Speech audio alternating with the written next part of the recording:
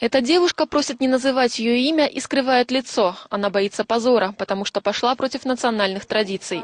В 19 лет ее дважды похищали и принуждали к браку. В обоих случаях она сбегала. Потерпевшая говорит, что традиция Алака Чу поломала ей жизнь. Были даже мысли о суициде. В милицию я не обращалась, потому что это позор для родителей и стыдно перед учителями и подругами. Я из-за позора хотела умереть. Девушки на этих фотографиях не смогли пережить принудительного брака. Они выбрали самоубийство после того, как их украли. В мае почтить память двух студенток и выразить протест против кражи невест на площадь в Караколе вышли родственники и друзья девушек. Так они пытались привлечь внимание общества к проблеме суицида среди украденных девушек.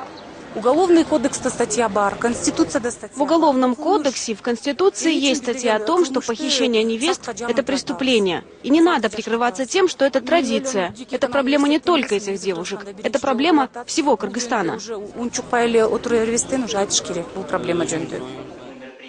Теперь правозащитники проводят конференции в учебных заведениях Каракола. На них вместе с молодыми людьми и представителями госорганов пытаются найти эффективные способы предотвращения кражи невест. По словам правозащитников, большинство молодых людей даже не знают, какое предусмотрено наказание за похищение человека, а статья в Уголовном кодексе на практике не действует. Сегодня мы только услышали о том, почему люди не наказаны за такое преступление, как кража невест, как принуждение к браку, в связи с тем, что идут встречные заявления правоохранительным органам. Во время следственных мероприятий эти дела прекращаются. Тоже на основании законодательства.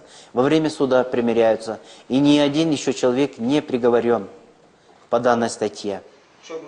В сентябре правозащитники планируют провести акции с привлечением международных организаций, где будут разработаны рекомендации по защите прав похищенных девушек. Затем их передадут на рассмотрение правительству. Галина Трошина, Евгений Черный, Каракол, Кыргызстан.